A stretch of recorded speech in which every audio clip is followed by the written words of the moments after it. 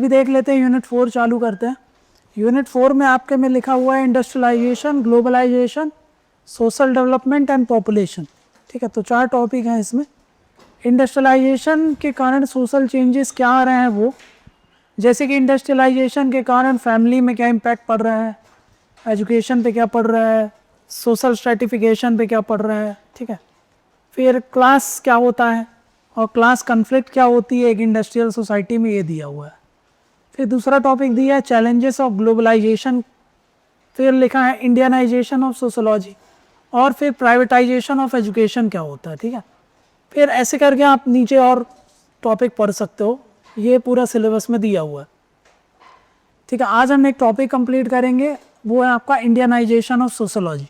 ठीक है, समझेंगे क्या है ये, क्या क्या पॉसिबल क्वेश्चंस बन सकते हैं इसमें से, उसको देखेंगे। ठीक है, तो ये यूनिट 4 सोशोलॉजी का टॉपिक है आपका, इंडियनाइजेशन ऑफ सोशोलॉजी।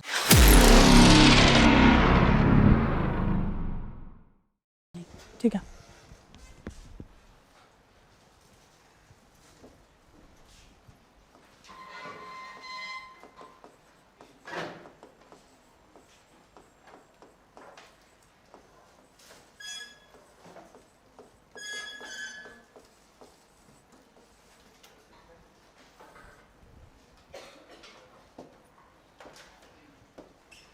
ठीक है, तो ये है इंडियनाइजेशन ऑफ सोशोलॉजी।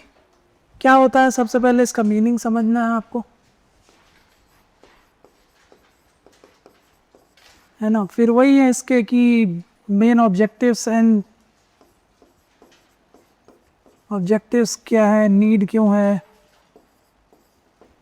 ठीक है, फिर कंट्रीब्यूशन क्या है। ठीक है, या फिर हिस्टोरिकल इवोल्यूशन,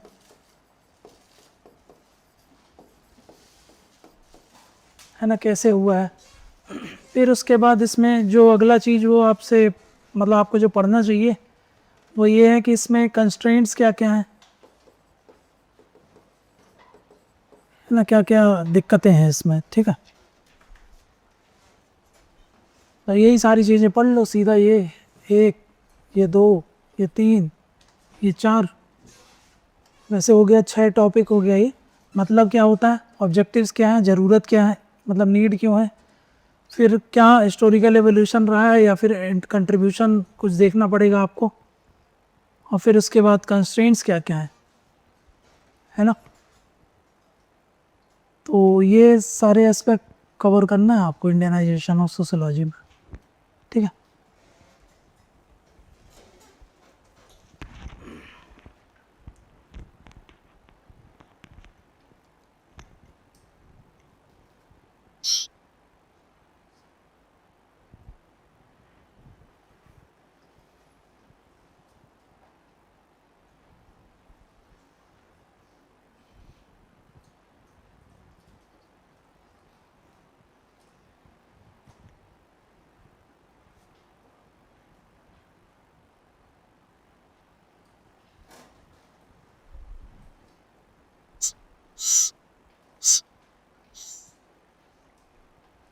चलो सबसे पहले मीनिंग क्या है इसका। देखो, सोशोलॉजी आप समझते हो, सोशोलॉजी मतलब एक ऐसी डिसिप्लिन होती है जिसमें हम सोसाइटी है उसके एस्पेक्ट को पढ़ते हैं। तो यहाँ पे लिखा है इंडियनाइजेशन ऑफ सोशोलॉजी, तो इसका क्या मतलब है फिर। देखो ऐसे समझो इसको, ये है इंडियन सोसाइटी,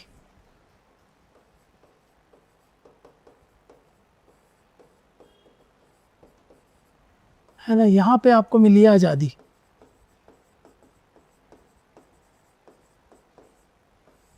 ठीक है, और इसके पहले पूरा जो था ये क्या था आपके पास, ब्रिटिश रूल था, है ना, ये पूरा क्या था,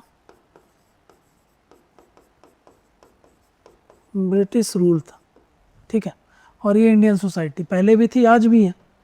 तो इस ब्रिटिश रूल में यहाँ पे देखो इस समय क्या होता था, इनका जो व्यू था सोसाइटी को देखने का, है ना, वो कैसा था। यहाँ पे अगर हम बात करें इस पूरी सोसाइटी, जब ब्रिटिश रूल हुआ करता था तब वो सोसाइटी को देखने का वो वेस्टर्न अप्रोच ही हुआ करती थी। है ना, वेस्टर्न अप्रोच हुआ करती थी। तो जितनी थ्योरीज थी, मेथोडोलॉजीज हैं, मॉडल्स हैं, वो सब वेस्टर्नाइज थे, है ना। तो ये पूरी यहाँ की अगर मैं बात करूँ, थ्योरीज की बात करें अगर हम, है ना, जितनी भी मेथोडोलॉजीज हैं पढ़ने की, है ना, जितने भी मॉडल्स हैं, वो सब क्या है आपके पास, वो सारे के सारे वेस्टर्न थे, समझ गए। और वो ना तो वो इंडिया के कंटेक्स्ट में थे ही नहीं, है ना। तो अगर हम बात करें इसमें, तो ये नॉट कंटेक्चुअल, वो इंडिया के कंटेक्स्ट में वो चीजें थी ही नहीं, समझ रहे हो। नीदर वो प्रॉब्लम सॉल्विंग थी,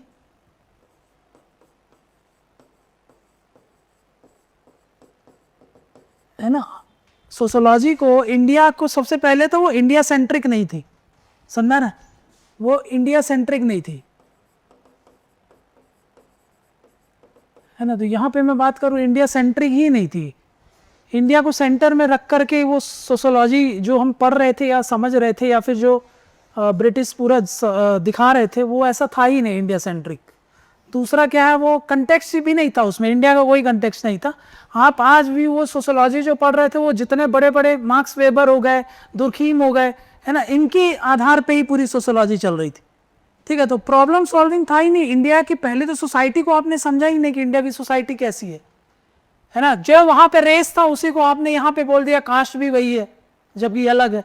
जो वहां आपके रिलीजन चलता है उसको आपने यहाँ पे धर्म समझ लिया, जबकि धर्म अलग होता है। हमारे यहाँ रिलीजन का तो कंसेप्ट ही नहीं है हमारी सोसाइटी में। तो ये हो रहा था, सुनना क्या।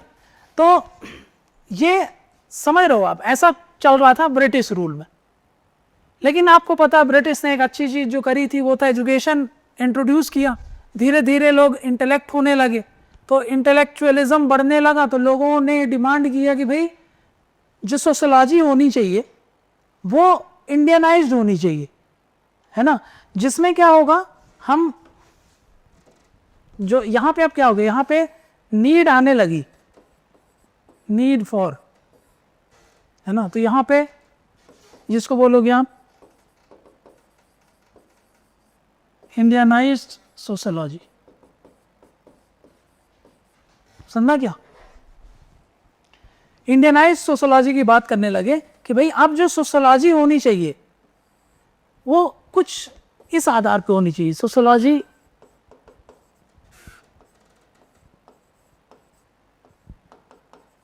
पहले तो सोशोलॉजी इन इंडिया,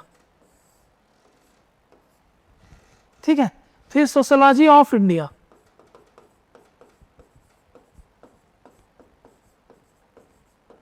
और फिर सोशोलॉजी फॉर इंडिया। इन चीजों को इनकॉर्पोरेट किया जाए, तब हम बोल देते हैं उसको सोशोलॉजी, इंडियनाइजेशन ऑफ सोशोलॉजी।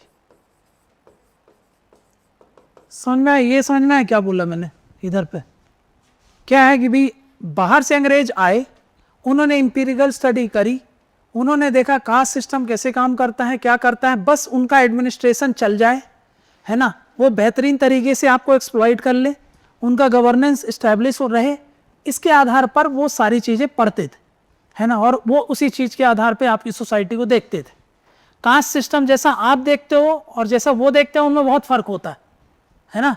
वो जहाँ वो अपने एरिया में, यूरोसेंट्रिक की बात करता हूँ मैं, यूरोप में जो जैसे वो रेस को देखते हैं, वैसे जब वो यहाँ आए तो वह कास्ट को क्या समझ रहे हैं, ये रेस ही है, अलग अलग तरीके के रेस हैं, बस समझ रहा। तो यहाँ पे ये क्या था, पूरा ये वेस्टर्न अप्रोच था। ये कैसा था, यूरोसेंट्रिक था,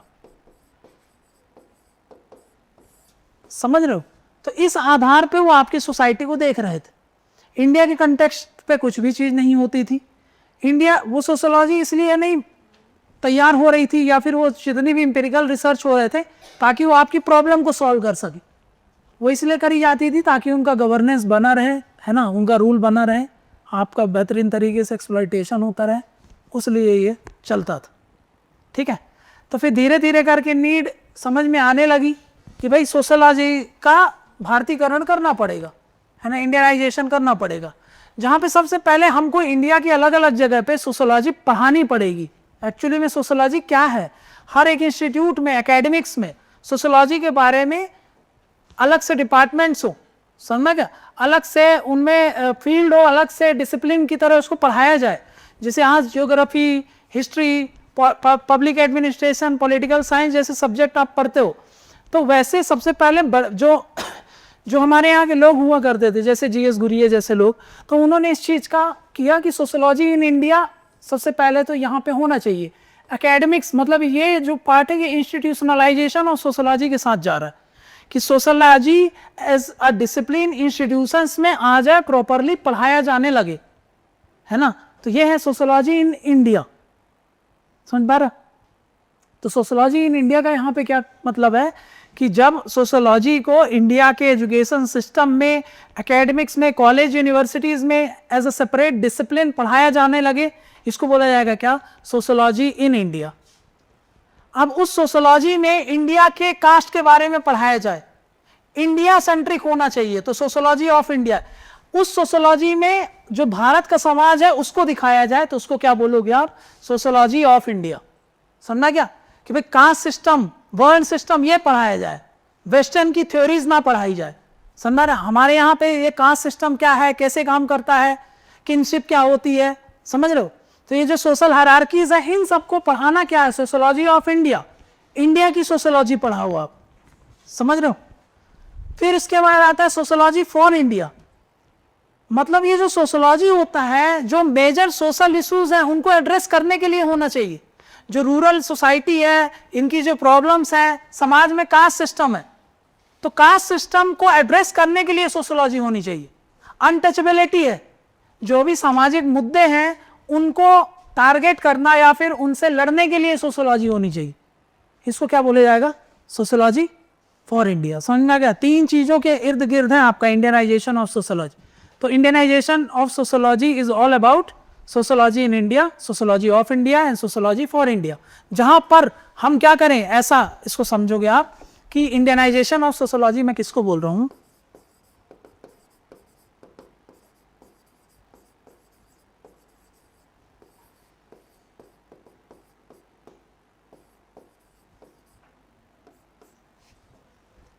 इंडियनाइजेशन ऑफ सोशोलॉजी हम जिसको बोल रहे हैं, यहां पे नए नए मेथोडोलॉजीज हूं, है ना, यहां पे जो थ्योरीज हूं, है ना, यहां पे जो रिसर्च हो, मॉडल्स हूं,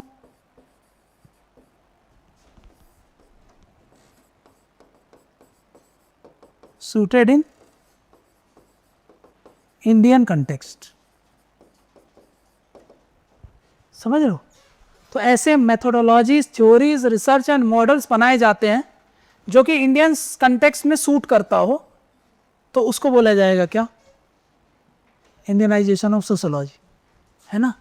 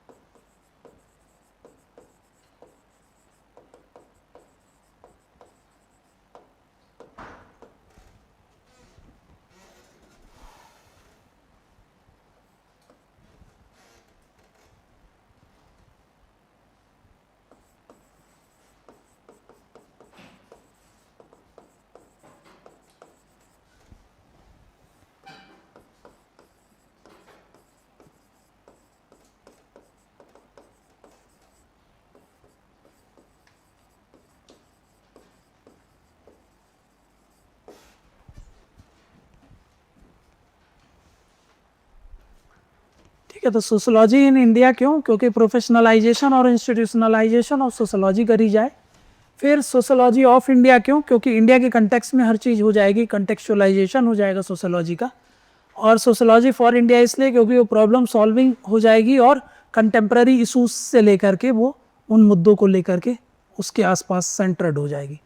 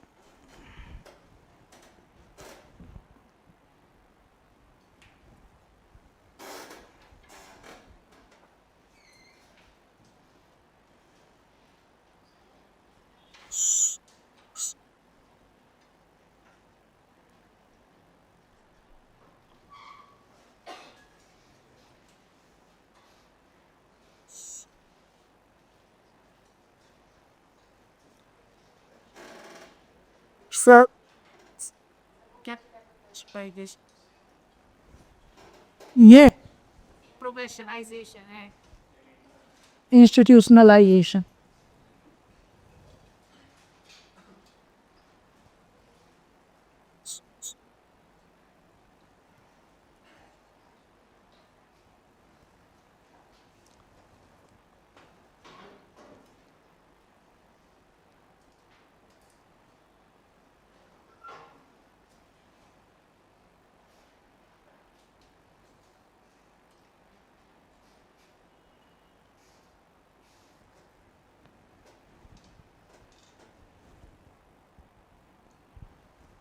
ठीक है, तो मीनिंग समझ में आ गया आपको क्या है? मीनिंग का मतलब क्या है कि सोशोलॉजी जब इंडियन लेंस से ही देखें, इनसाइडर लेंस से देखें, है ना, हम अपने लेंस से देखें जिसमें हम इन सब चीज़ों की बात करें और जो भी चीज़ तैयार करें वो इंडिया के सिचुएशन के हिसाब से या फिर इंडियन कंटेक्स्ट में होनी चाहिए। तो उस चीज़ को हम बोलते हैं इंडियनाइजेशन ऑफ सोशोलॉजी। इसको लिखेंगे, लिखो meaning.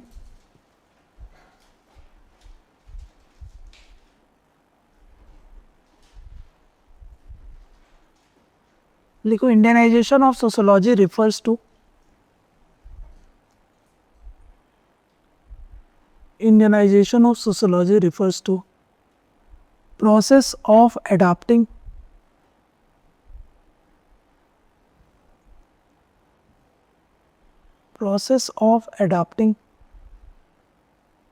and developing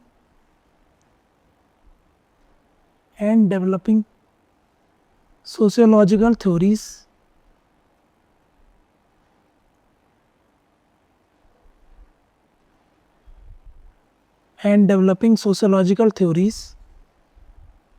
concepts,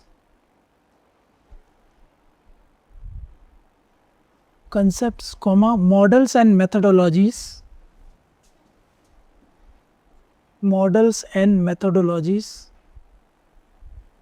to better suit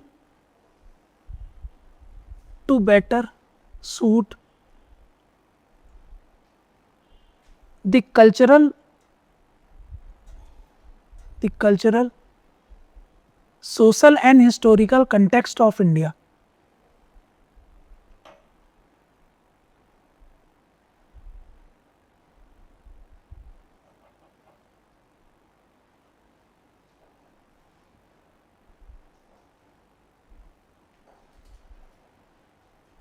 Full stop. It aims to shift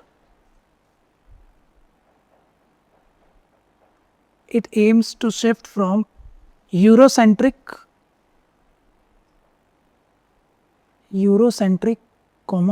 colonial framework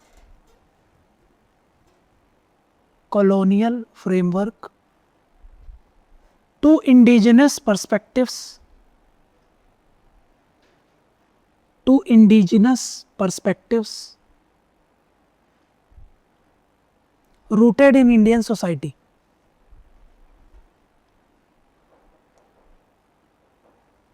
Full stop. It seeks to study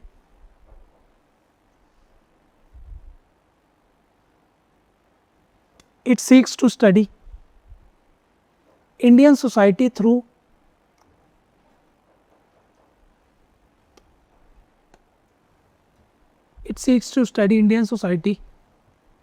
through an insider's lens,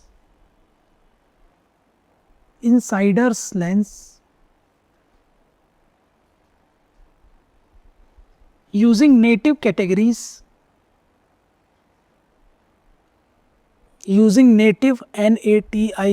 native categories like caste, kinship, religion, etc.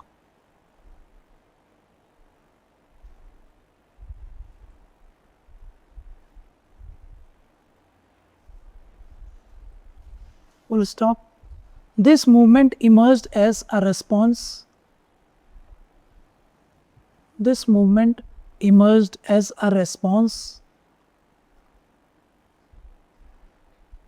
To the dominance of Western sociological perspective.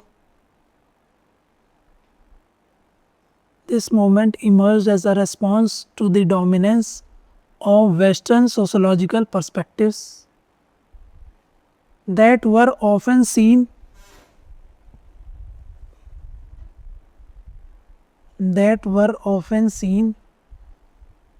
as inadequate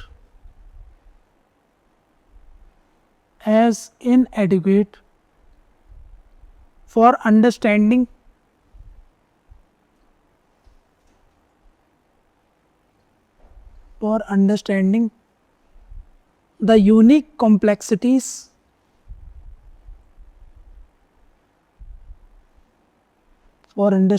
the unique complexities of Indian society.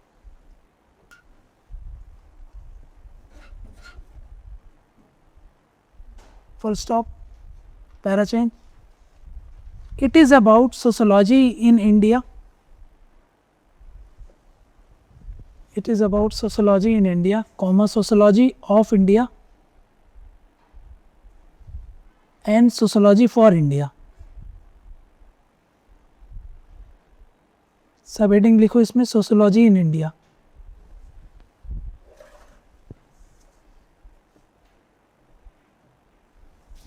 लिखो. It refers to the practice of teaching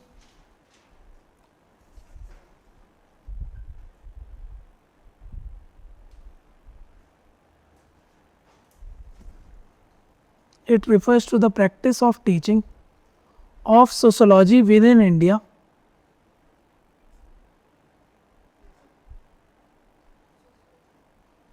It refers to the practice and teaching of sociology within India, often influenced by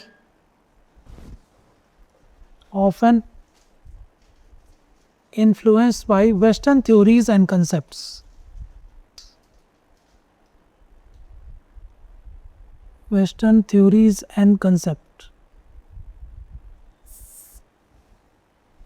Full stop. Initially, Indian sociologists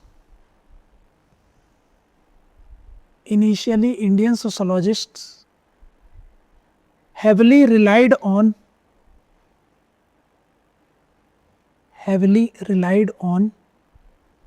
Western sociological framework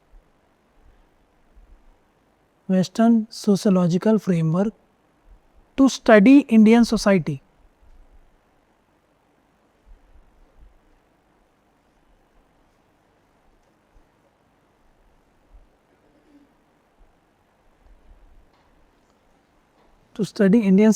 Next लिखो sociology of India.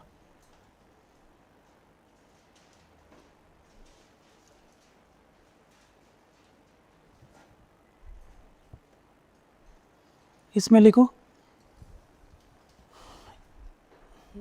It focuses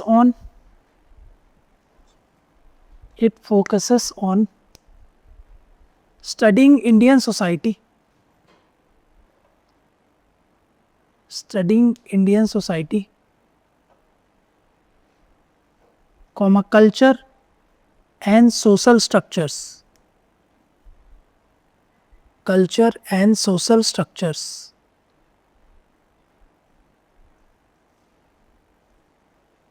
Full stop, full stop.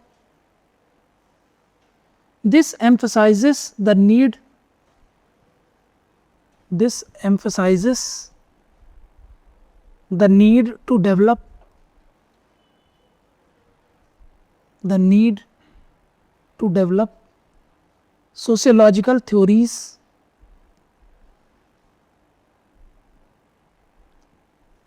to develop sociological theories that are specifically tailored, that are specifically tailored to understand, to understand Indian society.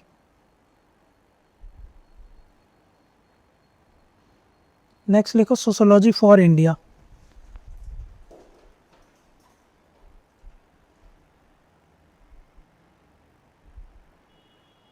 इसमें लिखो this advocates for sociology, this advocates for sociology that not only studies Indian society, that not only studies Indian society, but also addresses,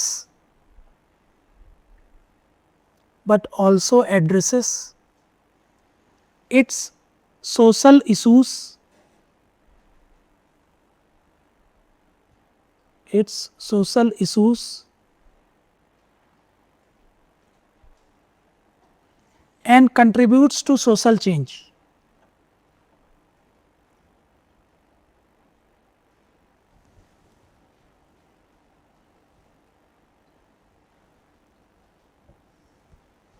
Full stop. This aims to make sociology, this aims to make sociology relevant to needs and problems,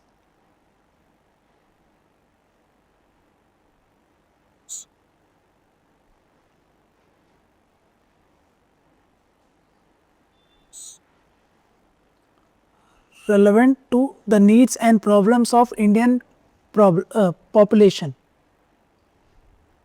relevant to needs and problems of Indian population.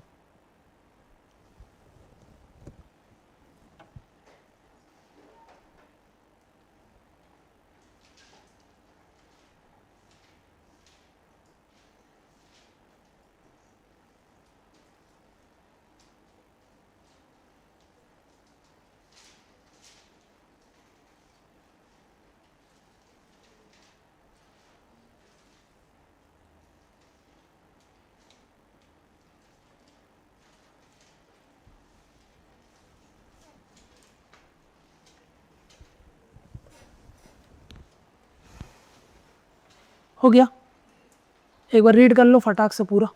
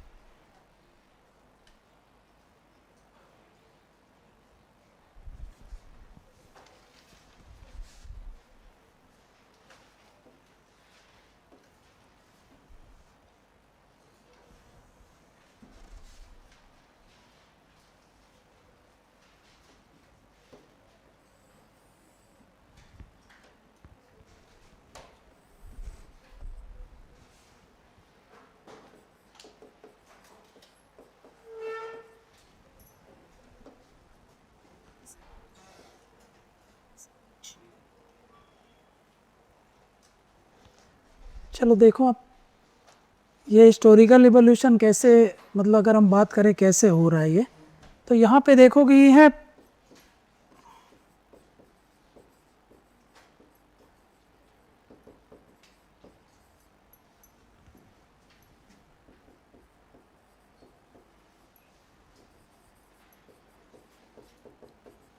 देखो ये है proto professionalisation of sociology.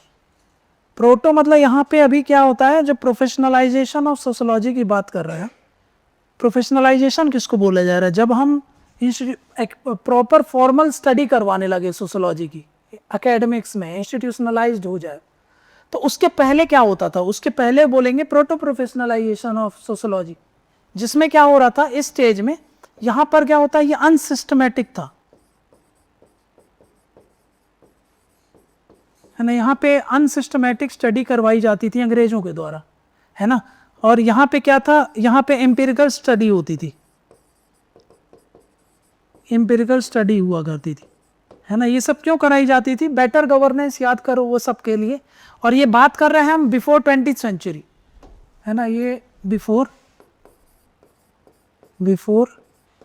20th century की बात कर रहे हैं। तो before 20th century की बात कर रहे हैं, ये कौन सा स्टेज कहला रहा है अपना, तो ये स्टेजेस भी आप बोल सकते हो, अगर आपसे बोले तो ये स्टेजेस भी यही हैं, ठीक है। तो बिफोर 20th सेंचुरी ये प्रोटो प्रोफेशनल है आपके पास, और इसमें हम एम्पिरिकल स्टडी के आधार पे अनसिस्टमेटिक स्टडी होती थी, जिससे इंडियन सोसाइटी को समझा जाता था। बेसिकली ये क्या था आपके पास, ये गवर्नेंस के में हेल्प करने के लिए उस अप्रोच से ये किया जाता था।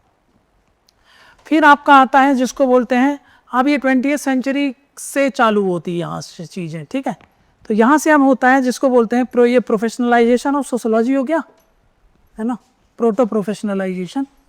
अब यहाँ पे आप देखोगे इसके बाद जो चालू होता है उसको बोलते हैं, इसको थोड़ा सा बड़ा सा स्टेज बना देता हूँ मैं,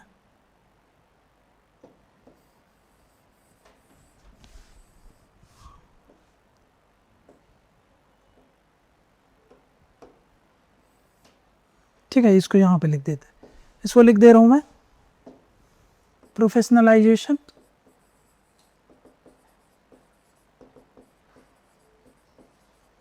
एंड इंस्टीट्यूशनलाइजेशन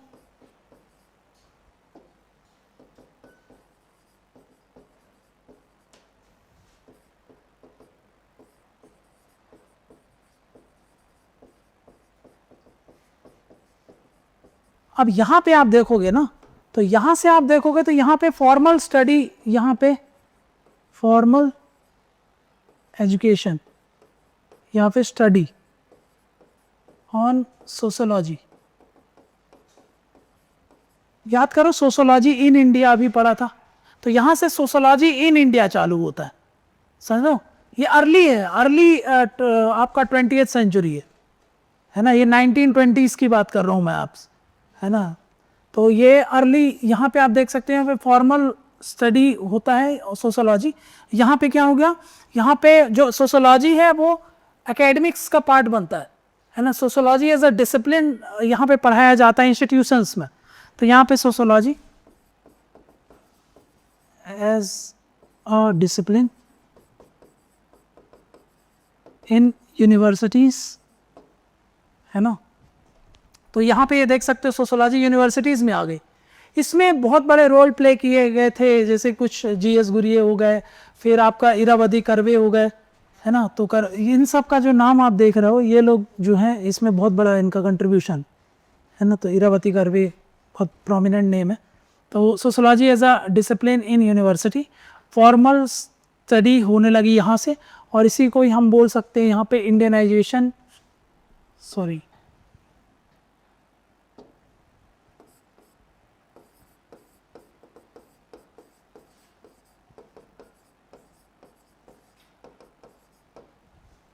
है। तो sociology in India, formal education, है ना, यहाँ पे आप देख सकते हो डिसिप्लिन यूनिवर्सिटी में चालू कर दी गई, और ये प्रोफेशनलाइजेशन हो गया आपका इसमें, ठीक है। तो ये एम्पिरिकल स्टडी के आधार पे अनसिस्टमेटिक होता है, और ये आप देख सकते हो यहाँ पे। और फिर यहाँ से आप देख सकते हो, यहाँ से अब डिमांड उठने लगी इस चीज़ की, है ना, जिसको बोलते हैं सोशोलॉजी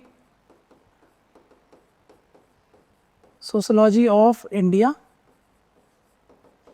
है ना। और आगे आप थोड़ा सा समय में जाओगे तो यहाँ से कंटेम्प्रेरी समय में यहाँ पे आ गया सोशोलॉजी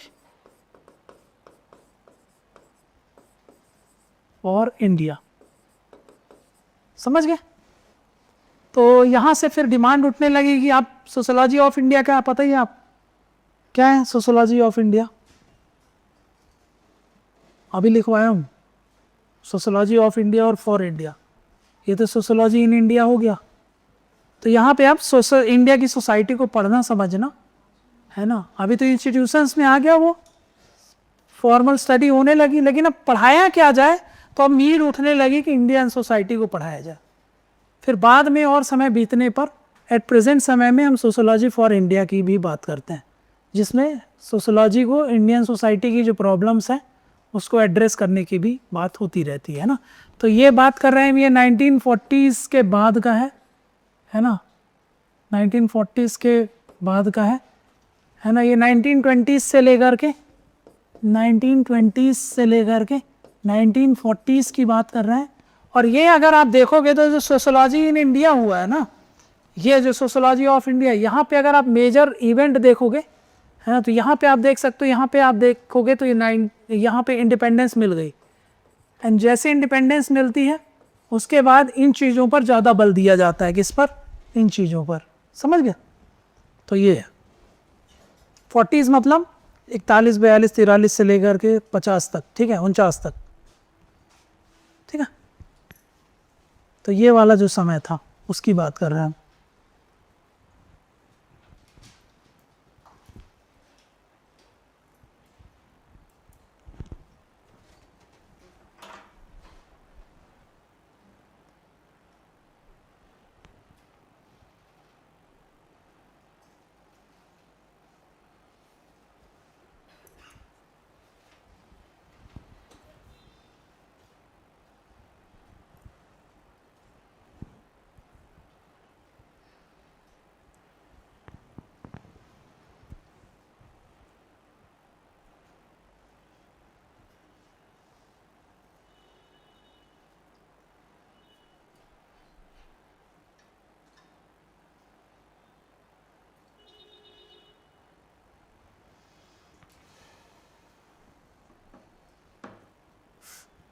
आ गया ना समझ में। तो पहले प्रोटो प्रोफेशनल स्टेज है ना, जहाँ पर जो स्टडी है वो मतलब अनसिस्टमेटिक है, एम्पिरिकल स्टडी हुआ करती थी बस। वो भी जो उनके गोल्स हैं, ऑब्जेक्टिव्स हैं किसके, अंग्रेज़ों को, उसको सेटिस्फाई करने के लिए। लेकिन फिर उसके बाद एज कोई स्टडी नहीं हुआ करती थी, मतलब इसमें पढ़ाया नहीं जाता था यूनिवर्सिटीज़ वगैरह में। इनफैक्ट जो पहली अगर आप देखोगे ना यहाँ पे, तो ये मुंबई में यूनिवर्सिटी में पहली बार इसको सोशोलॉजी में 1920s में चालू किया गया था। फिर उसके बाद इलाहाबाद हो गया, पूना हो गया, है ना, मैसूर हो गया, उन सब में इसको धीरे धीरे करके एक्सपांड किया गया है। वो इसी समय का पीरियड है पूरा, इस समय एक्सपांसन होता है सोशोलॉजी यूनिवर्सिटीज़ में, है ना, अपनी जगह बनाती है इंडिया में। तो वो ये वाला फेज़ है, समझ पा रहे हो।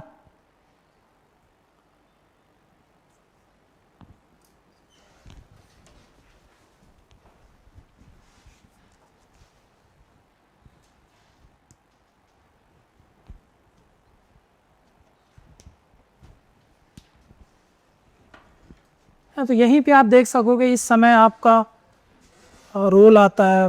बहुत बड़े सोशोलॉजिस्ट जितने भी हुए हैं उस समय, जो आज फाउंडिंग फादर्स जो हुआ करते हैं, उन सब लोगों ने यहाँ पे कंट्रीब्यूट किया। और उन्होंने सबसे पहले तो इस चीज़ पे कंट्रीब्यूट किया और इस चीज़ को जन्म दिया, उन्होंने ही दिया जन्म, है ना। जितने बड़े बड़े अभी अपन पढ़ेंगे उनके सबके बारे में, वो सब यहाँ पे सोशोलॉजी ऑफ इंडिया को लेके आए हैं, समझ गया ना। लिख लो इसमें।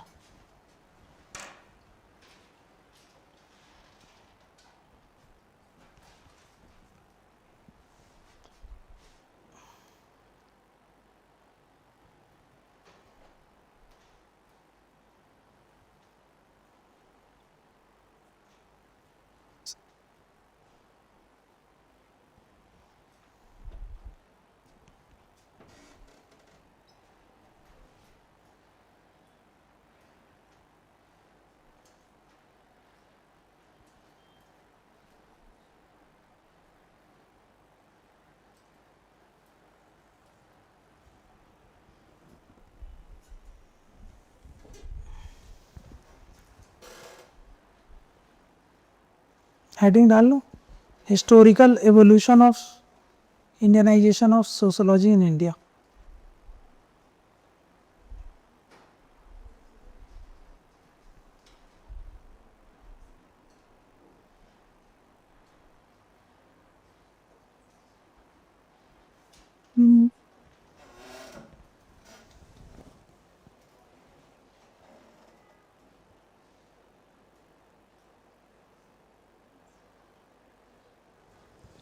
लिखो, the journey of sociology in India, the journey of sociology in India, comma, and the movement to Indianize it, and the movement to Indianize it can be traced through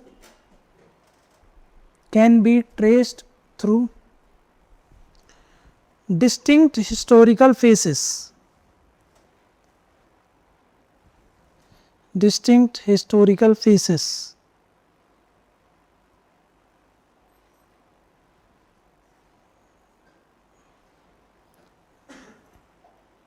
distinct historical phases। पहले लिखूं,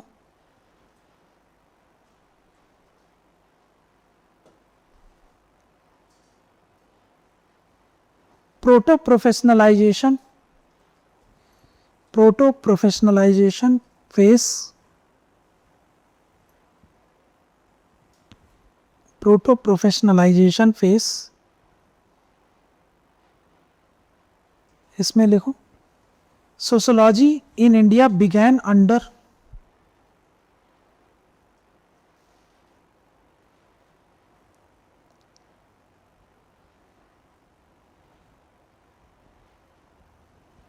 sociology in India began under colonial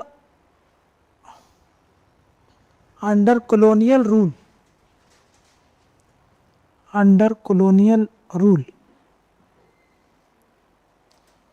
focusing on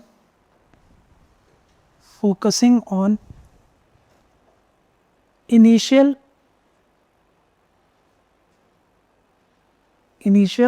unsystematic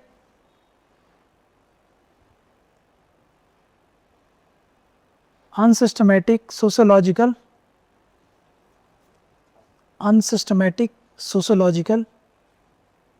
empirical observations,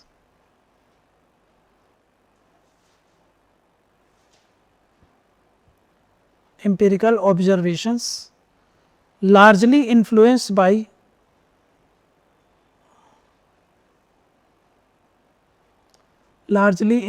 by colonial objectives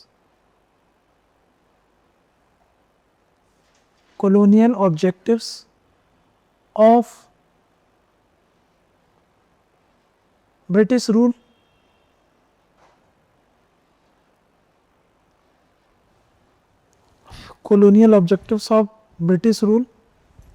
and governance.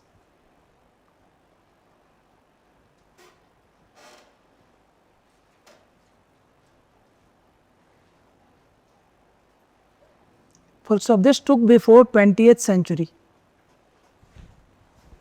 This took before 20th century. Next लिखो professional phase.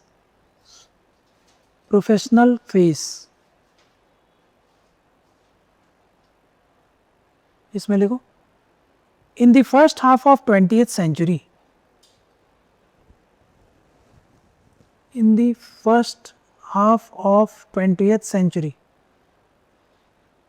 characterized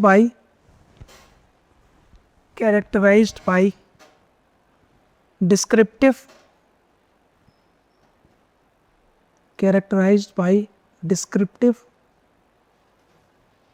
and explanatory sociology.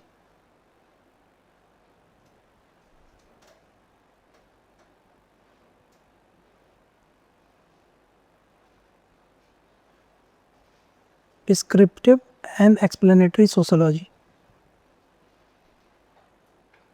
लिखो, this period this period saw the emergence of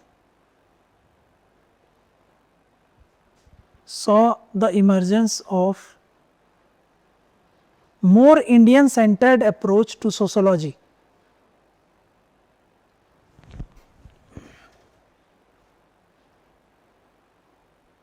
More Indian centered approach to sociology, comma, sociology in India,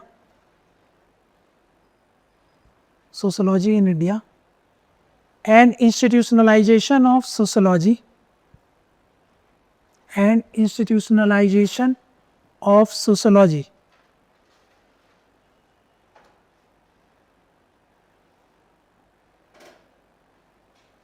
full stop. The first academic departments were established. The first academic departments were established by British,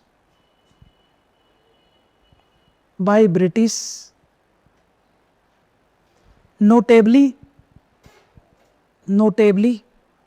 comma, Sir Patrick Geddes, Patrick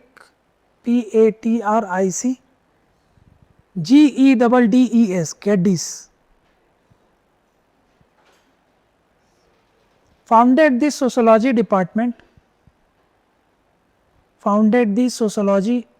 department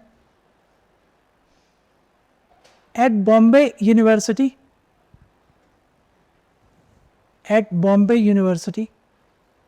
in 1919.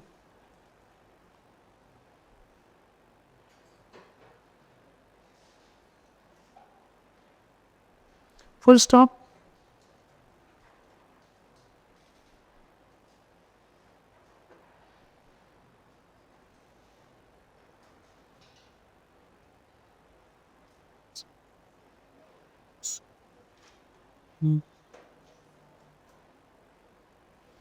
Full stop. The emergence of sociology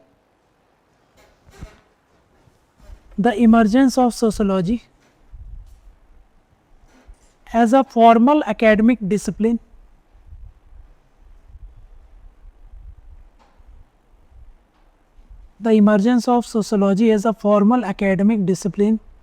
can be traced back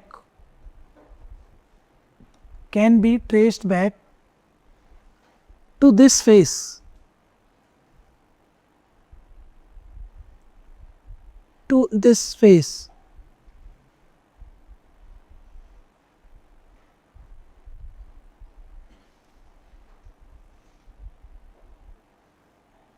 full stop. Sooner sociology was introduced at Lucknow University.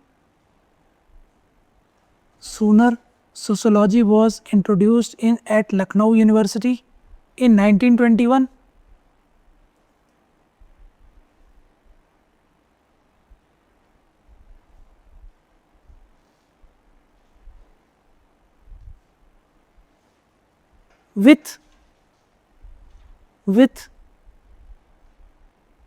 With R.K. Mukherjee heading the department.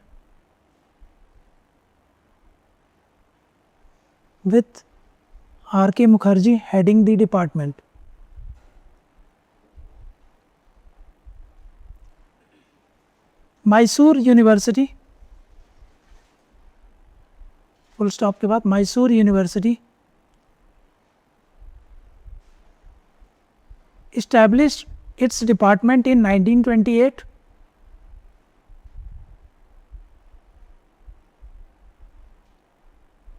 Mysore University established its department in 1928, comma, Pune University in 1930.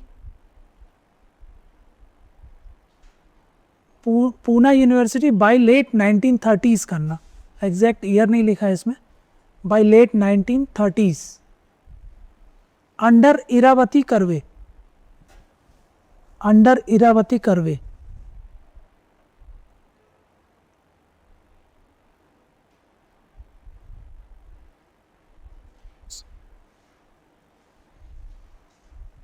ठीक है, तो ये दूसरा face हो गया।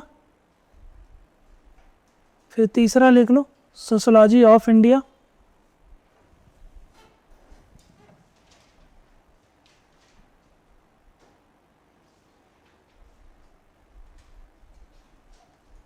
Sociology of India.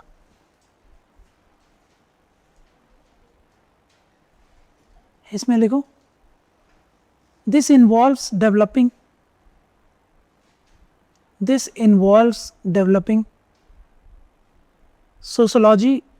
sociological perspective, involves developing sociological perspective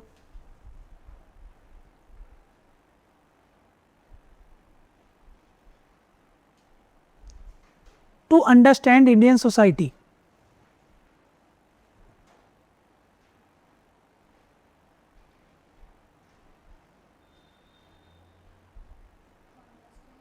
Indian society.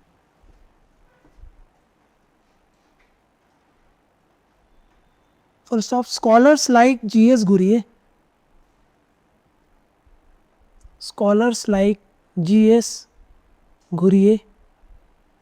D.P. Mukherjee,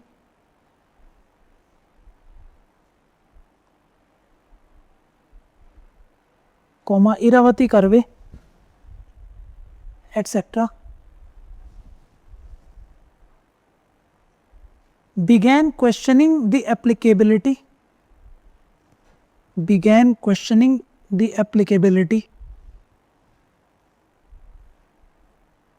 of Western sociological framework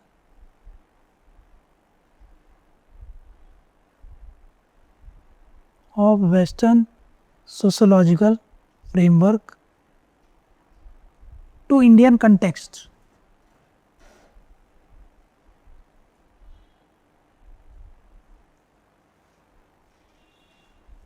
Which began questioning the applicability of Western sociological framework to Indian context. Full stop. This led to emergence of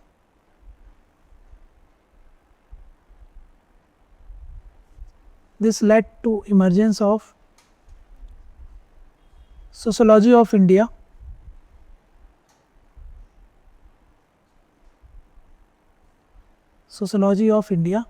leading to more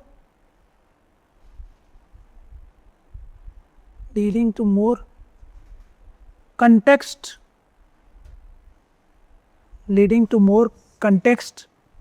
hyphen structural context hyphen देके structural approach.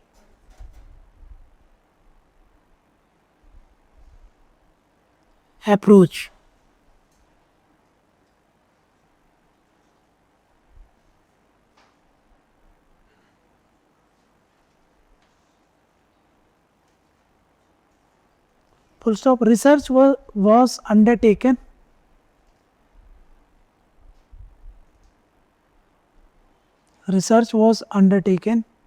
focusing on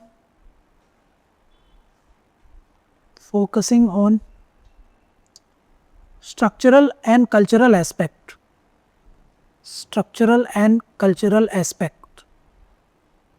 such as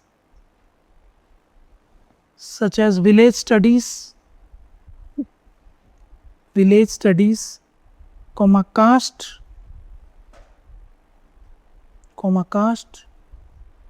tribes, kinship, gender,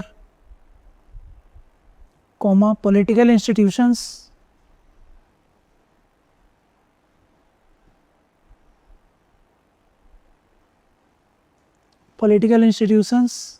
etc. This period also saw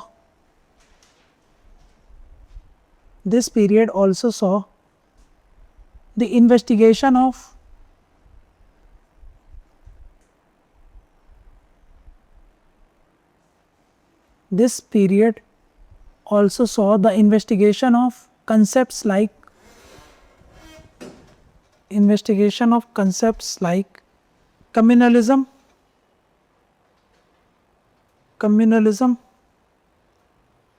secularism,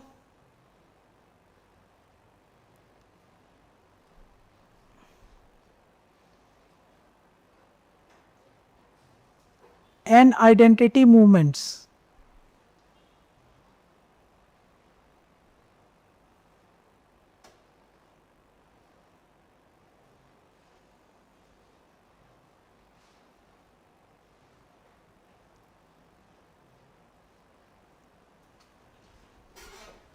ठीक है, next लिख लो, next face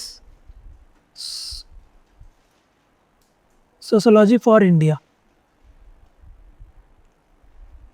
अच्छा, उसमें time P frame लिख लो, वो sociology of India में 1940s and post independence, since 1940s and post independence है, 1940s से वो पोस्ट इंडिपेंडेंस के बाद का है। फिर इसमें लिख लो सोशोलॉजी फॉर इंडिया, इसमें लिखो stands for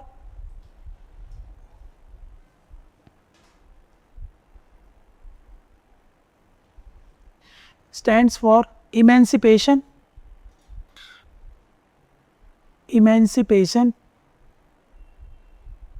comma problem solving, comma contextualization of sociology,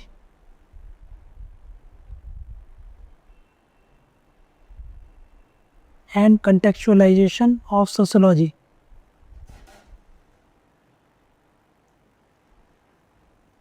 Full stop.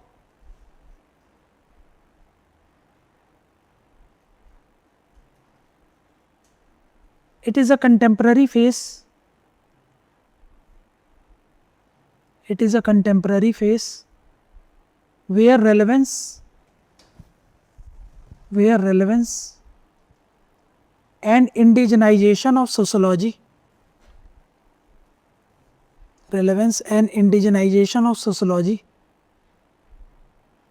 became crucial.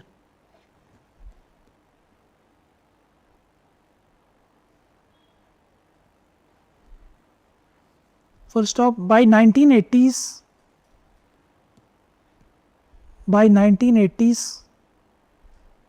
there was a strong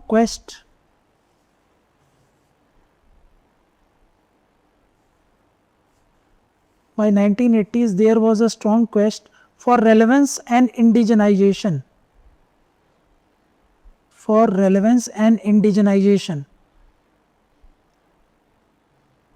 comma leading to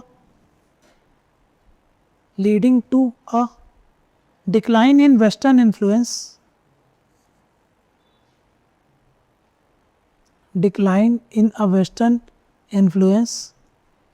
on Indian sociology.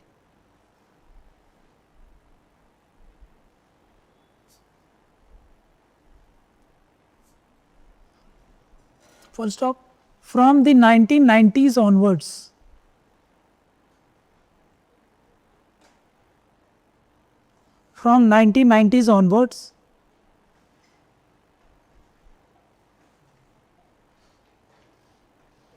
this got strengthened due to LPG, PPP, liberalized economy,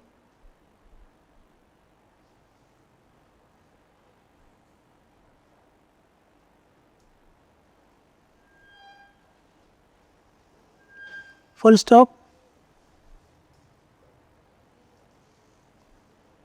There is also a growing recognition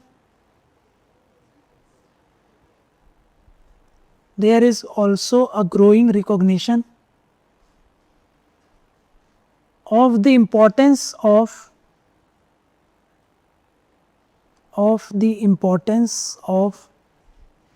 incorporating incorporating both indigenous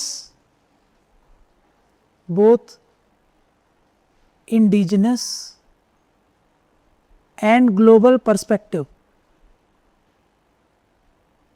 Indigenous and global perspectives in the study of Indian society.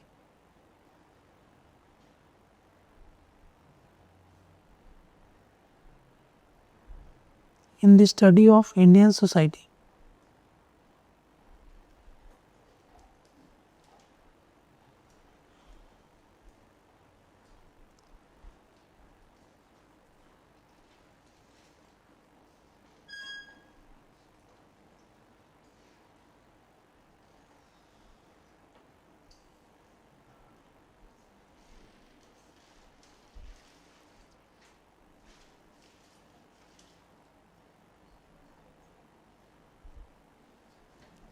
ठीक है, क्या क्या देख लिया हम लोगों ने? Meaning देख लिया है, हिस्टोरिकल एवोल्यूशन देख लिया है ना? ठीक है, मीनिंग देख लिया। अब ऑब्जेक्टिव्स और नीड्स देख लेते हैं। फटाक से रीड करो पूरा हिस्टोरिकल एवोल्यूशन क्या क्या पढ़ा है।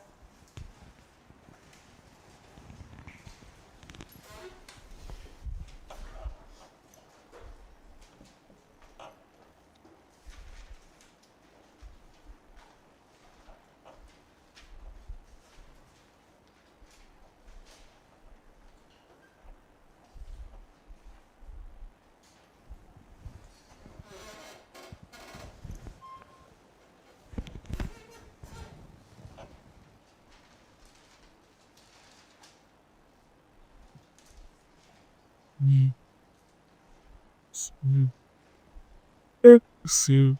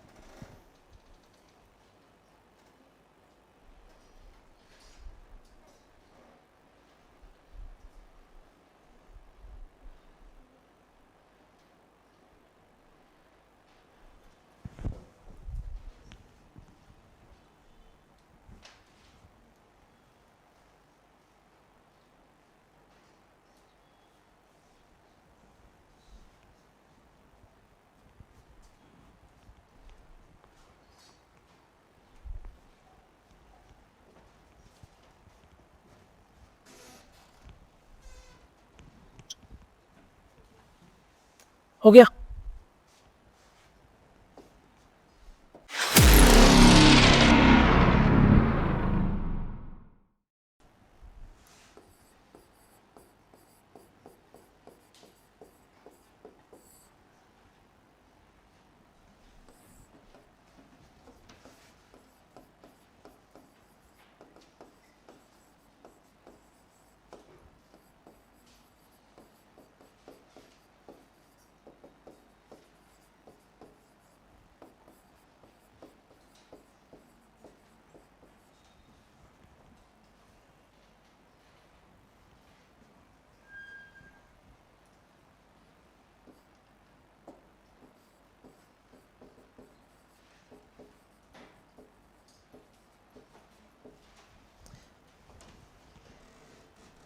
देखो क्या उद्देश्य हो सकता है हमारा सोशल इंडियनाइजेशन ऑफ सोशोलॉजी करने का पीछे का क्या पर्पज़ है।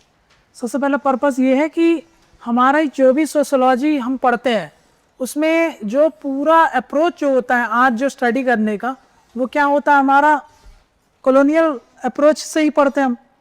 तो जब हम इंडियनाइजेशन ऑफ सोशोलॉजी की बात करते हैं तो हम Indian models, Indian theories, Indian methodologies जो इंडिया की सोसाइटी को सूट करे उसके आधार पे तैयार करने की बात करते हैं।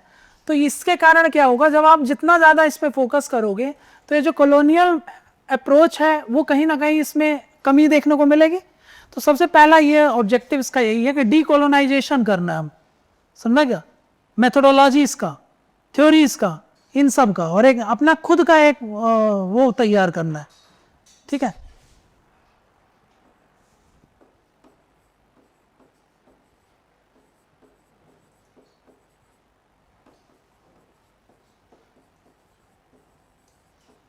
ठीक है। दूसरा क्या होता है, दूसरा पूरी सोशोलॉजी को हम इंडिया, यहाँ पे इंडिया सेंटर्ड मतलब इंडिया की सोसाइटी सेंटर पे होगी, ये है सोशोलॉजी, है ना, और यहाँ पे क्या है, इंडियन सोसाइटी, इंडियन सोसाइटी। तो हम कंटेक्चुअलाइजेशन करना चाहते हैं, है ना, जिसके सेंटर पे क्या होगा, इंडियन सोसाइटी होगा। तो हम जो भी सोशोलॉजी पढ़ेंगे वो इंडियन सोसाइटी के पढ़ें, है ना, इनसाइडर व्यू से पढ़ें, हम अपने नज़रिए से पढ़ें उसको। तो इसको बोला जाएगा कंटेक्चुअलाइजेशन कर देना। समझ में गया। यहाँ पे क्या है, यहाँ पे कॉलोनियल अप्रोच को क्या करना है, स्टडी जो है उसको कम करके इंडियन अप्रोच पे ज़्यादा फोकस करना है ना, इंडियन अप्रोच पे बल देना है। ठीक है, पहला पॉइंट समझ में आएगा, डीकोलोनाइजेशन करना है। दूसरा क्या है, कंटेक्चुअलाइजेशन करना है। तो तीसरा क्या बोल रहा हूँ, रेलेवेंस। हम इंडियनाइजेशन इसलिए कर रहे हैं ताकि हम इंडियन सोसाइटी की फंक्शनिंग को ज़्यादा अच्छे से समझ सकें। आप जितना अच्छे से समझ पाओगे उस हिसाब से ही तो हम फिर इंडिया की सोसाइटी की जो प्रॉब्लम्स हैं, जो उसमें इश्यूज हैं, उसको एड्रेस कर सकेंगे, है ना। तो रेलेवेंस किस कंटेक्स्ट में, कि भाई जो सोशोलॉजी होगी, सोशोलॉजी वो क्या करेगी, will address the contemporary issues. समझ गए, जो मुद्दे हैं, कंटेम्पररी मुद्दे हैं, उसको एड्रेस कराया जा सके। अनटचेबिलिटी है ना, पॉवर्टी है, इन सब को एड्रेस करने के लिए हमको सोशोलॉजी को उस हिसाब से रेलेवेंट बनाने के लिए हमको क्या चाहिए, इंडियनाइजेशन ऑफ सोशोलॉजी चाहिए। समझ गए। फिर अपने देश की, खुद की, अपनी सोसाइटी की कल्चरल आइडेंटिटी को प्रिजर्व करने के लिए चाहिए हम। अभी क्या हो रहा है, आर्यन थ्योरी बता दी आपको, आपसे पूछता है आपका धर्म क्या है, तो हम बताते हैं भाई हिंदू धर्म है ना, जैसे धर्म का, जबकि रिलीजन अलग चीज़ है ना। रिलीजन आपसे मैं पूछूं, जैसे आप वहाँ पे आप देखोगे तो आपसे वो पूछ रहा है रिलीजन क्या है, तो अब रिलीजन में बाकी लोग तो जो इस मतलब रिलीजन के कंसेप्ट पे बिलीव करते हैं वो तो बता देंगे कि भाई हम इस रिलीजन को बिलीव करते हैं, लेकिन हिंदू व्यक्ति से आप पूछोगे तो रिलीजन का तो हमारे यहाँ कंसेप्ट ही नहीं है। हमारे यहाँ तो भाई जो भी राइटियसनेस होता है उसको प्रिजर्व करने की बात करी जाती है। तो हमारे यहाँ रिलीजन को तो पंथ बोलते हैं, है ना, धर्म नहीं बोलते। लेकिन आप रिलीजन का ट्रांसलेशन देखोगे तो वो धर्म आता है ना। लेकिन आप वही है, धर्म को तो हम धर्म ही बोलते हैं, धर्म का कोई इंग्लिश वर्ड है भी नहीं, है ना। वैसे अगर इसको देखेंगे तो इसका राइटियसनेस आ जाता है बस, है ना, तो राइटियस चीज को हम धर्म बोल देते हैं। तो वही है कि हमको खुद की एक आइडेंटिटी बचाना है, क्योंकि वेस्टर्नाइज एटीट्यूड ने क्या किया है, वेस्टर्नाइज अप्रोच ने पूरी सोशल आइडेंटिटी को ही खराब कर दी। कास्ट सिस्टम को दूसरे तरीके से दिखा दिया, कास्ट वर्ड में कोई उन्होंने डिफरेंशिएट ही नहीं किया, आर्यन थ्योरी आपको चिपका दी गई, समझा क्या। तो हर एक चीज क्या है, आपकी पूरी जो सोशल आइडेंटिटी है वो कहीं ना कहीं क्या हो रही है, आपकी फेडेड हो चुकी है ना, या फिर डिल्यूजन हो चुकी है। तो ऐसा हम उसको बचाने के लिए क्या चाहिए, कल्चरल आइडेंटिटी। तो इसको प्रिजर्व करने के लिए, है ना, इसको क्या करना है, इसका प्रिजर्वेशन करने के लिए हमको इंडियनाइजेशन ऑफ सोशोलॉजी चाहिए, ताकि हम बता सकें, प्रिजर्व कर सके, ट्राइबल आइडेंटिटी को प्रिजर्व कर सके। इसलिए जब आप ट्राइबल सोसाइटी को पढ़ोगे ही नहीं उनके हिसाब से, तो क्या बचाओगे आप उसको, है ना। तो आपके कल्चरल नॉर्म्स, प्रैक्टिस, वैल्यूज, इन सब चीज़ों को प्रिजर्व करने के लिए हमको इंडियनाइजेशन ऑफ सोशोलॉजी चाहिए, समझा क्या। फिर लास्ट में क्या है, डेवलप इंडियन नॉलेज कंसेप्ट, है ना। हमारे यहाँ जो भी कंसेप्ट है, जैसे किनशिप क्या है ना, कास्ट क्या है, इसको प्रॉपर, इसकी पूरा एकदम ये जो नॉलेज हो गया आपका, किनशिप क्या होता है, कास्ट क्या होता है, इन सब का नॉलेज प्रॉपर होना चाहिए। पता हो कि नहीं, कास्ट रेस अलग चीज है, वर्ण अलग है, कास्ट अलग है, पूरा नॉलेज इसका जो है प्रॉपर, उसको तैयार करना ही क्या है ना। उन्होंने तो बता दिया race equals to caste in India. फिर जीएस गुरिये जी जब मतलब उन्होंने जब तैयार किया, तब उन्होंने बताया कि भाई रेस अलग चीज है। हर्बर्ट रिजली क्या बोलते हैं कि जो यूरोप में जो रेस होते हैं वही इंडिया में क्या है, कास्ट है, ये उन्होंने बता दिया। तो भाई अब आपके दिमाग में तो यही आ जाएगा कि भाई ये कास्ट और रेस, जो रेस का कंसेप्ट है वो यहीं पे अप्लाई कर दो आप। लेकिन इसको काउंटर किया गया ना, इसको काउंटर किया कि ये दोनों एक नहीं है ना। यहाँ पे हर्बर्ट रिजले क्या बोल रहा है ना, यहाँ पे वो उन्होंने ये बोल दिया। फिर जीएस गुरिये जी ने क्या बोला, उन्होंने यहाँ पे बताया कि नहीं, ये कॉम्प्लेक्स फिनोमिना है और ये जो रेस है वो कास्ट नहीं है इंडिया में, समझा क्या। बाहर के लोगों ने ये दिखा दिया, बाहर के लोगों ने ऐसा दिखा दिया कि हमारे यहाँ कास्ट क्या है, कास्ट एक रिजिड स्ट्रक्चर है, समझ गए। यहां पे दिखाता हूं, जैसे बाहर में जो अंग्रेजों ने था, उन्होंने कास्ट को क्या बताया, अंग्रेजों ने बताया कास्ट क्या है, एक रिजिड कंसेप्ट है। पढ़ाया ही नहीं हमको, यही किया है, अभी भी हम यही पढ़ते हैं कि कास्ट काफी रिजिड है ना। लेकिन मुखर्जी जी जब आएंगे तब वो बोलेंगे कि नहीं, इसमें तो संस्कृताइजेशन होता है, लोअर कास्ट के लोग ऊपर कास्ट के लोगों का क्या सीखते हैं उनसे, उनकी लाइफस्टाइल को अडॉप्ट करना चाहते हैं, और बहुत सारी ऐसी कंजर्वेटिव प्रैक्टिस को गिव अवे कर रहे हैं ताकि वो अपना स्टेटस को बढ़ाया जा सके, है ना, अपने स्टेटस को बढ़ाएं वो। तो ऐसे करके संस्कृताइजेशन का कंसेप्ट दिया था उन्होंने।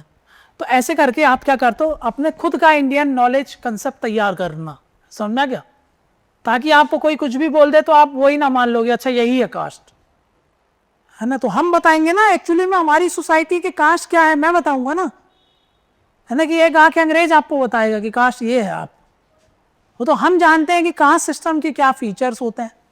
तो मैं प्रॉपर नॉलेज तैयार करूं कि किनशिप क्या होगा, है ना, डिसेंसी क्या है, समझेगा, गोत्र क्या है, इन सब के बारे में नॉलेज तैयार करना, पूरा इनके बारे में पूरी खाका तैयार करना क्या हो जाएगा, लास्ट वाला पॉइंट, समझा क्या। तो इसलिए हमको क्या चाहिए, इंडियनाइजेशन ऑफ सोशोलॉजी, समझा क्या। तो क्यों पढ़ रहे हैं हम इंडियनाइजेशन ऑफ, पहला तो हम लोग को समझ लिया है क्या, तो वो सब कुछ जो इंडियन कंटेक्स्ट के हिसाब से होगी, मॉडल्स, थ्योरीज, मेथोडोलॉजीज जो भी आप तैयार करो, जिसमें हम इन चीज़ों पर मेनली फोकस कर दें कि सोशोलॉजी ऑफ इंडिया हो, सोशोलॉजी फॉर इंडिया हो। अब वो इंस्टीट्यूशनलाइजेशन तो हो ही चुका है अब, है ना, सोशोलॉजी इन इंडिया। तो जब अंग्रेज के समय में जब आप बात करें आज़ादी के पहले, तब मेजर फोकस तो यही था, सबसे पहले तो सोशोलॉजी पढ़ाओ आप इंडिया में, तो सोशोलॉजी इन इंडिया। फिर उसमें आप पढ़ाओगे क्या, तो भाई अब आप वेस्टर्न की चीज़ें पढ़ा रहे हैं यहाँ पे, तो अब आपको उसको चेंज करना है, फिर उसमें आप सोशोलॉजी ऑफ इंडिया पढ़ाओ, है ना, जो भारत का समाज है उसको पढ़ाओ। फिर हम पढ़ा लिए, सब जान गए कास्ट क्या है ये सब, तो भाई इसका प्रॉब्लम है, ये तो इसका सॉल्यूशन क्या होना चाहिए वो भी देखो। तो सोशोलॉजी फॉर इंडिया हो गया, वो तो हो गया। लेकिन इन सबसे अल्टीमेटली आपका कौन से पर्पस फुलफिल हो रहा है ना, इनसे ये पर्पस फुलफिल हो रहा है, समझ गए। आपका माइंडसेट जो है, अभी भी आप देखो जितनी भी आप थ्योरीज पढ़ते हो वो मार्क्स की थ्योरीज हैं, है ना, वेस्टर्न थ्योरीज ज़्यादा पढ़ते हैं हम, है ना, सोशोलॉजी में।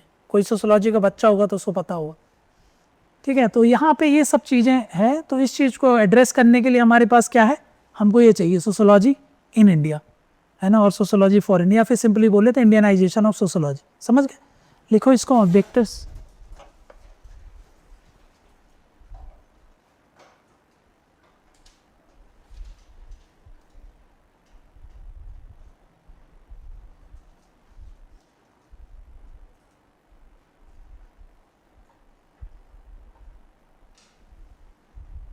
लिखो the push toward Indianisation of sociology, the push towards Indianization of sociology has several interrelated objectives,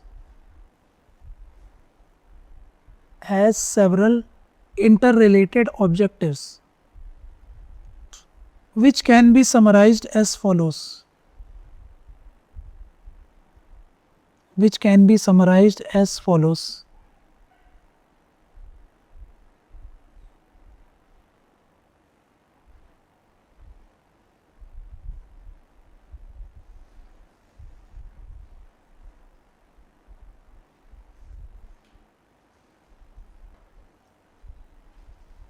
पहला लिखो decolonisation,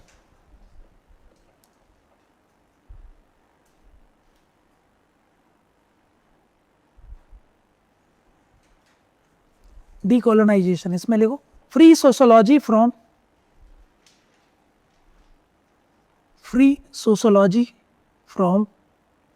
colonial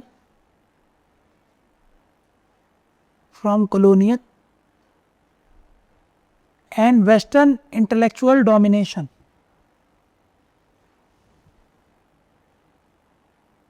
free sociology from colonial and western intellectual domination। दूसरा पॉइंट लिखो contextualization,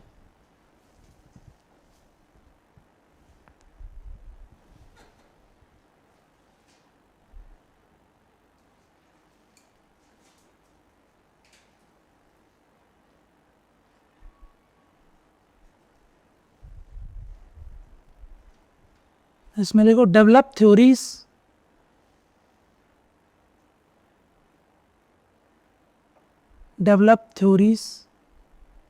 grounded in Indian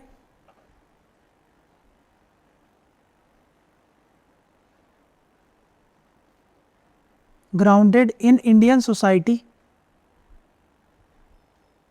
and culture,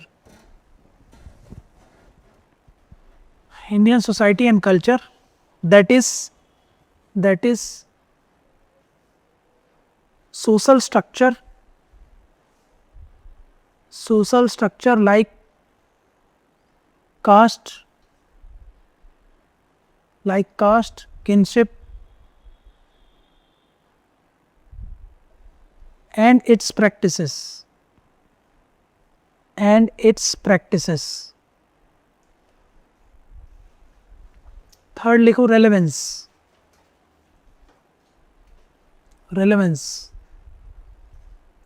hyphen देके लिखो make sociology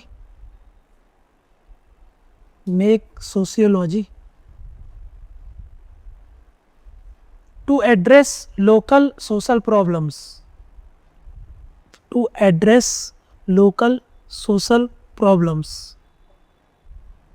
like caste oppression,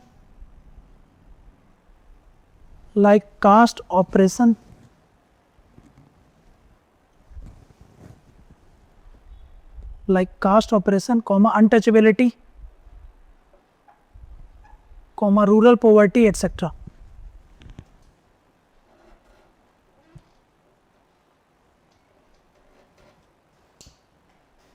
next लिखो develop indigenous knowledge,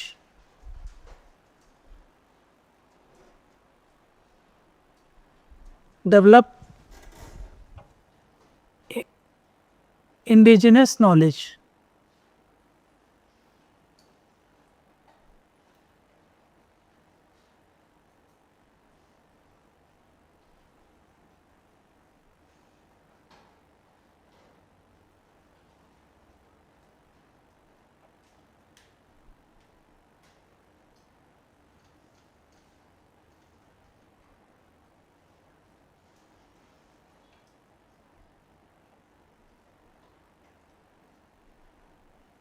इसमें लिखो incorporate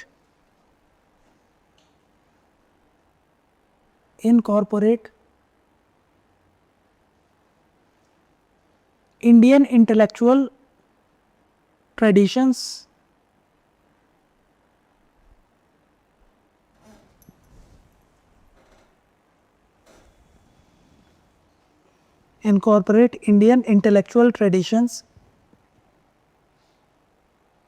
to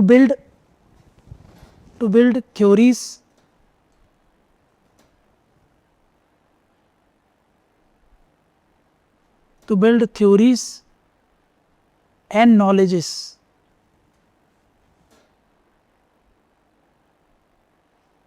with respect to concepts like caste, kinship, gotra, etc. Last लिखो cultural identity.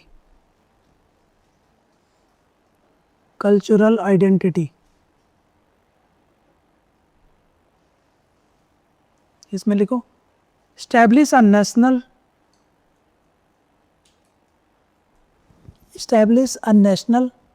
academic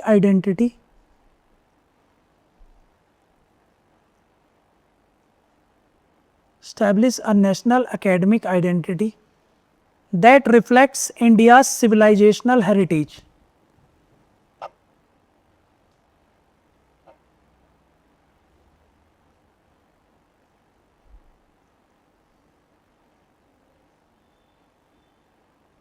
Establish a national academic identity that reflects India's civilizational heritage.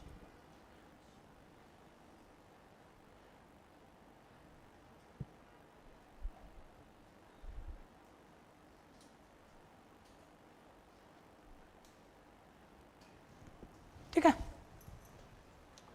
तो ये हो गया हमारा objectives. Need में भी आप यही लिख सकते हो, ज़रूरत क्यों है, तो सेम पॉइंट लिख सकते हो आप ऑब्जेक्टिव्स में, नीड्स में, है ना। तो एक दो पॉइंट और अगर आपको लिखना हो नीड में तो एक दो पॉइंट और लिखवा देता हूँ। बाकी अगर आपसे पूछे ऑब्जेक्टिव क्या है, नीड क्या है उसकी, तो आप यही लिखोगे। ठीक है, हिस्टोरिकल एवोल्यूशन में वो बता दोगे। अब एक टॉपिक बचता वो है कंट्रीब्यूशन।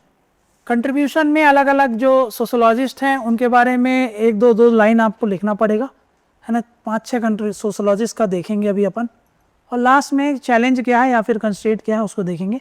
पहले फटाक से इसमें से एक दो पॉइंट और लिख लो आप। नीड करके लिख लो, नीड फॉर इंडियनाइजेशन,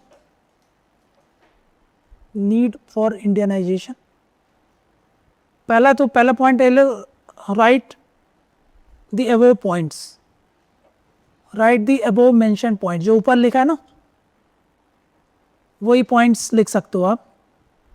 उसकी नीड मतलब क्यों ज़रूरत है तो बता दोगे, इसलिए ज़रूरत। डीकोलोनाइजेशन, कंटेक्चुअलाइजेशन के लिए, रिलेवेंस के लिए, है ना। उसके अलावा और भी अगर आपको लिखना हो कुछ तो लिख देना। पहले लिखो mismatch with western models, mismatch with western models. इसमें लिखो western concept like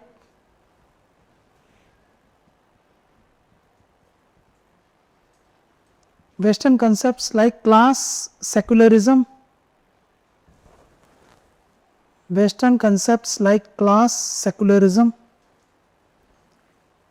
industrialization,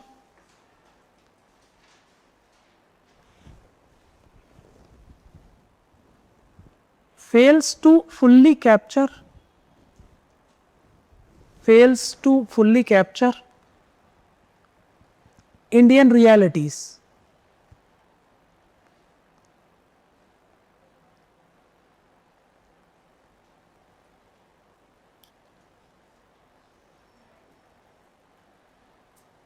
next लिखो conflicting approach, conflicting approach,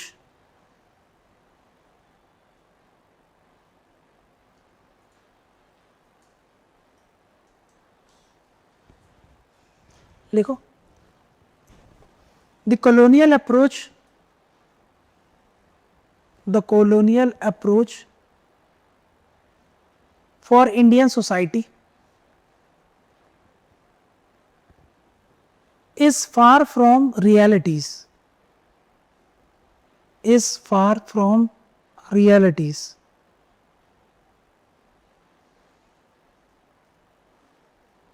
Hence, there is a need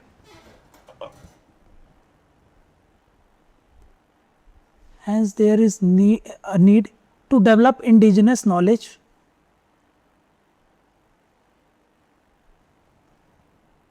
and incorporate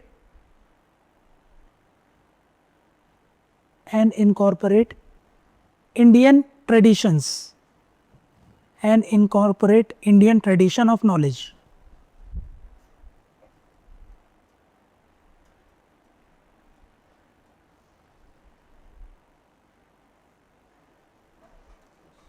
next point लिखो colonial legacy,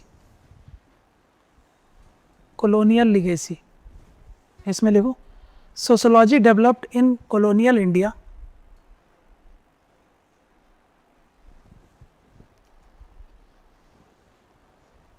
sociology developed in colonial India to serve administrative interest,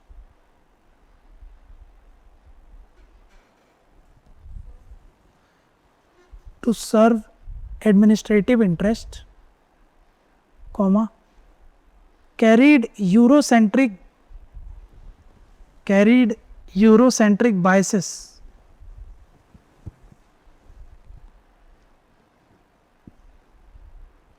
and due to inertia effect,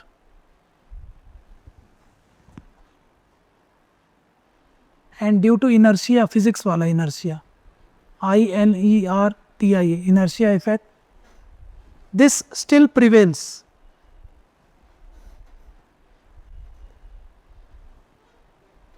Comma, hence there is need for decolonization. Hence there is need for decolonization of approach.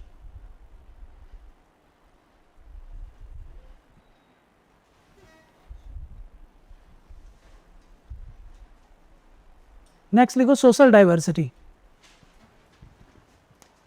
social diversity,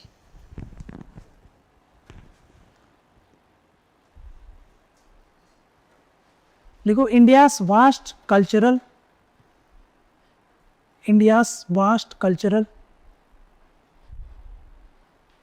comma, linguistic and religious diversity,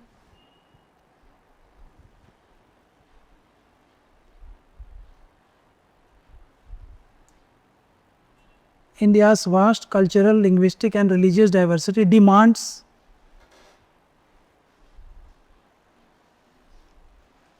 context specific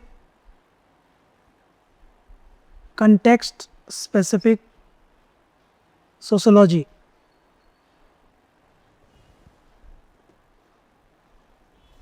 Next लिख लो revival of indigenous thought, revival of indigenous thought, लिखो rich philosophical tradition, rich philosophical tradition,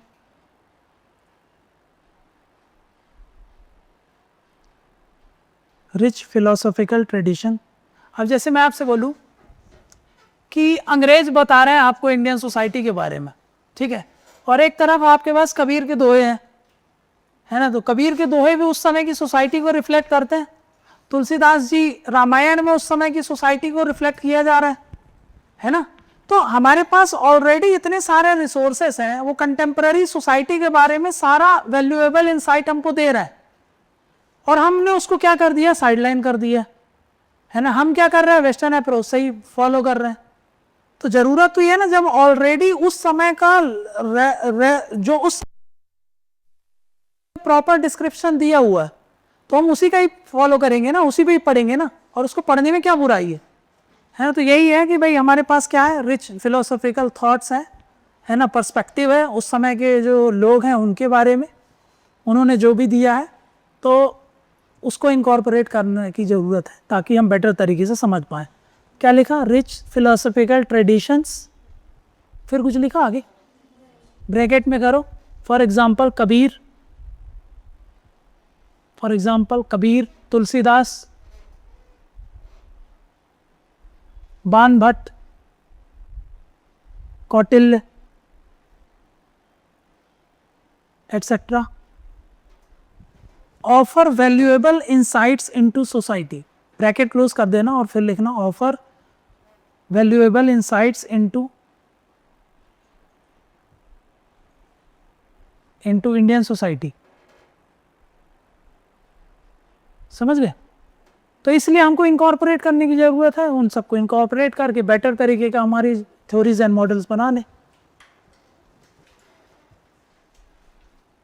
हाँ, last में लिख लो relevance,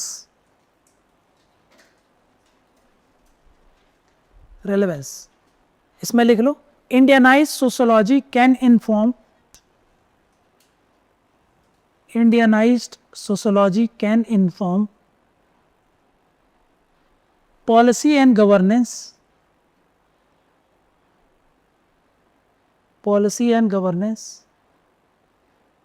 by being rooted in local conditions,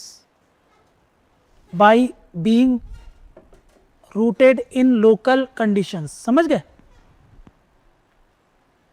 सरकार को policy बनाना है, schemes तैयार करना है, तो अगर ऑलरेडी हमारे पास इंडियनाइज्ड सोसाइटी मतलब सोशोलॉजी का इंडियनाइजेशन जब हो चुका होगा तो हम बेटर तरीके से समझ जाएंगे, क्योंकि वो ट्रू रिफ्लेक्शन होगा हमारी सोसाइटी का, है ना। इंडियनाइजेशन ऑफ सोशोलॉजी का मतलब क्या है भाई, यहाँ पे ये है इंडियन सोसाइटी, तो इसको ये है बाहर का लेंस, है ना, ये है आउटसाइडर लेंस, है ना, ये आउटसाइडर लेंस है, और ये है इनसाइडर लेंस, हम खुद ही इसको जानेंगे। इनसाइडर लेंस अपने लेंस से देखेंगे, हम हमारी अपनी सोसाइटी है, अपने हिसाब से हम इसको देखेंगे और तैयार करेंगे थ्योरीज, तैयार करेंगे नॉलेज, है ना, तैयार करेंगे डेफिनेशन, जो आप बोलोगे गोत्र क्या होगा वो हम तैयार करेंगे, है ना। तो जब ये आप तैयार करोगे, अब सिंस गवर्नमेंट तो यहीं पे बैठी हुई है ना, है ना, ये गवर्नमेंट यहाँ पे बैठी हुई है, जब आप इसको अपने इनसाइडर लेंस से तैयार करने के बाद आपने मॉडल तैयार करा, आपने थ्योरी तैयार करी, है ना, आपने मेथोडोलॉजीज तैयार करे, है ना, फिर उसके बाद आपने डेफिनेशन तैयार करी, तो इस बार बताओ मुझे, इसको गवर्न करना काफ़ी आसान हो जाएगा। कल को मैं बोल रहा हूँ कि थ्योरी आपने तैयार करी पॉवर्टी इरेडिकेशन को लेकर के, आपने बेटर तरीके से समझा कि इंडिया में पॉवर्टी कैसे काम करती है ना, अब उसको हटाने के लिए आपने थ्योरी तैयार करी, अब उस हिसाब से फिर सरकार अपनी पॉलिसी स्कीम्स और वो प्रोग्राम बनाएगी, तो बेटर तरीके से इम्प्लीमेंटेशन हो करके उसको अच्छे तरीके से आप सोसाइटी की प्रॉब्लम्स को एड्रेस कर सकते हो। ये वाला ज़्यादा अच्छा मॉडल होगा एज कम्पेयर टू ये वाला बाहर वाला आउटसाइडर लेंस से। अगर हम देखेंगे पॉवर्टी क्या है तो वो तो मार्क्स भी बताएगा, वो तो मार्क्सिस्ट अप्रोच से समझाएगा कि कैपिटलिस्ट और बुर्जोआ क्लास है जो, उन दोनों के बीच में कन्फ्लिक्ट हो रहा है, इसलिए ऐसा हो रहा है, रिसोर्स पे कब्जा है ना। जबकि हो सकता है इंडिया में वो कंटेक्स्ट अलग चल रहा हो, रूरल एरिया में तो कैपिटलिज्म नहीं चल रहा है ना। तो यहाँ पे इस हिसाब से आप चीज़ों को जब करते हो तो ये ज़्यादा रेलेवेंट होता है, इसलिए हमको ज़रूरत है क्या, need of Indianization of sociology. समझ गए? तो क्या क्या देख लिया हम लोगों ने भाई, देख लो एक बार, है ना। ये अच्छे से समझ में आ गया सबको मीनिंग क्या होता है इसका। दूसरा हम लोगों ने ऑब्जेक्टिव्स देख लिए और नीड देख लिया, देखेंगे ऑलमोस्ट दोनों सेम है, बस थोड़ा बहुत अगर ज़रूरत बड़ा क्वेश्चन पूछ ले कि इंडियनाइजेशन ऑफ सोशोलॉजी का सिग्निफिकेंस अगर आपसे पूछ ले तो यही लिखना है आपको, है ना। अगर आपसे सिग्निफिकेंस पूछ ले तो यही चीज़ आपको एज इट इज़ छाप देना है, ठीक है। इसी को मैं नीड बोल रहा हूँ, इसी में ऑब्जेक्टिव्स ऐड कर देना है आपको, और यही आपका क्या कहलाया जाएगा, सिग्निफिकेंस कहलाया जाएगा। फिर इवोल्यूशन क्या है इसका, तो ये इस पर डायरेक्ट क्वेश्चन तो नहीं आएगा, बट हम लोगों ने देख लिया कि हाँ कैसे ये इवॉल्व हो रहा है। अब बस बच गए हैं आपके पास इसमें कंट्रीब्यूशन, ये एक टॉपिक ये बच गया है, और दूसरा कि इसमें क्या क्या प्रॉब्लम है, दूसरा ये। अब आज तो हो नहीं पाएगा ये, है ना, इसको कल ही करेंगे। बाकी ये समझ में आ गया आपको, है ना, क्वेश्चन लिख लो।